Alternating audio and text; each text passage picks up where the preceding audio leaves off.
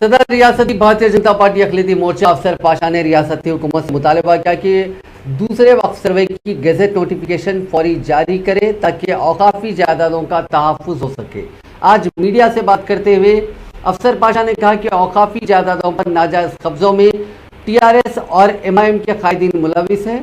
BJP कायद ने रियासती हुकूमत पर मुसलमानों के मसाइल को पसे पुश डालकर मुसलमानों को बेवकूफ़ बनाने का इल्ज़ाम आयद किया। के अंदर और मौजन जो अल्लाह के घर में मस्जिद में काम करते उनका तनख्वाह 6 महीने से पेंडिंग है। बकरीद बहुत करीब है, आने वाली बकरीद है। उन बकरीद का ईद क्यों बनाएंगे बगैर पैसे से?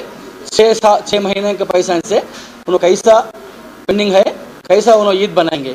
तो ये मैं KCR साहब से डिमांड कर रहा हूँ, जल्द से जल्द ये 20 तारीख के अंदर आप ये तमाम मौज़र और इमाम का तनख्वाह रिलीज़ कर दिए कृपया। और क्या है, ये वक्फ का जायजा की बहुत ज़्यादा वक्फ लैंड पूरा इंडिया में से ज़्यादा तेलंगाना भाई भारत सबसे तेलंगाना में वक्फ के लैंड बहुत ज़्यादा है। लगभग 80,000 एकड़ वक्फ लैंड है।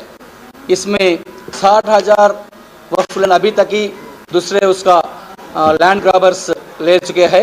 ये सेकंड सर्वे भी TRS गवर्नमेंट सेकंड वक्फ सर्वे कराई है, अभी तक बजट नहीं पब्लिश कर रही है, क्योंकि जो लोग ये लैंड ग्राबर्स है वक्फ लैंड के, वो पूरे से पूरे TRS के कार्यकर्ता, TRS के लीडर, TRS के मंत्री, ये पूरे है।